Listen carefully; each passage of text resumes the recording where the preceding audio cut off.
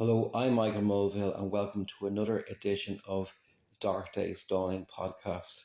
Today I would like to talk to you briefly about the history of psychiatry. Before the 19th century, disorders of mood, thoughts and behaviour were seen as being rooted in the supernatural, chiefly the place of gods and demons. Important figures in the 19th century helped shift the causes of mental disorder that were understood at the time from the supernatural to natural, creating a more humanistic account of what causes mental illness. And of course, the therapeutics became a little bit more humane. We are thinking of people like Carl Wernicke, who took into account the physical structure of the brain, Johann Riehl, 1759 to 1813, he coined the term psychiatry and developed a humane moral psychiatric treatment, contributing to a more advanced modern understanding of mental illness. Philip Pinel was called the father of modern day psychiatry. In Bicêtre and Salpêtrière, he famously got the locksmiths to unchain the psychiatric patients, 5,000 people in total. In the time after, he developed a moral psychiatry.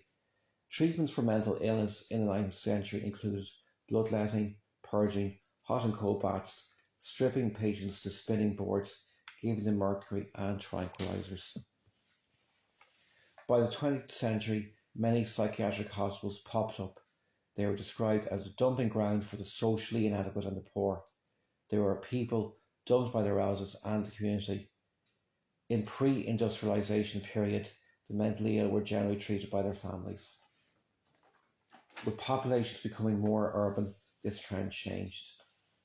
Amongst the methods psychiatric hospitals began to use on patients included electroconvulsive therapy. Often electroconvulsive therapy units were often set up without the patient being given an anaesthetic.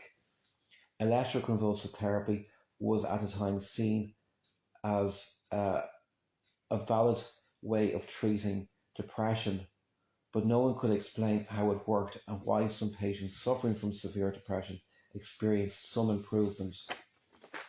ECT involves passing on electrical currents through the brain to induce a seizure. Having placed wires in the patient's head, the patient will go into an epileptic fit.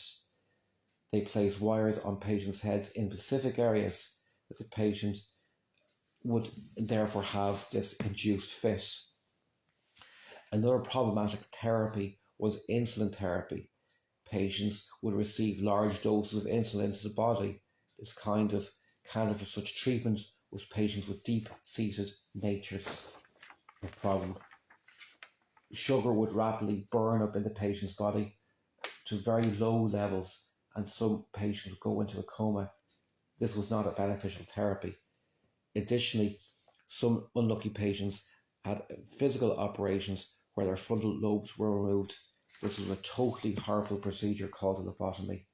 Lobotomies were extremely harmful procedures involving severe changes in the patient's personality. In the 1950s, drugs started being more and more prescribed to psychiatric patients. This led to a revolutionary effect on the treatment of psychiatric patients, promising an end to many psychiatric hospitals, but not solving the riddle of mental illness.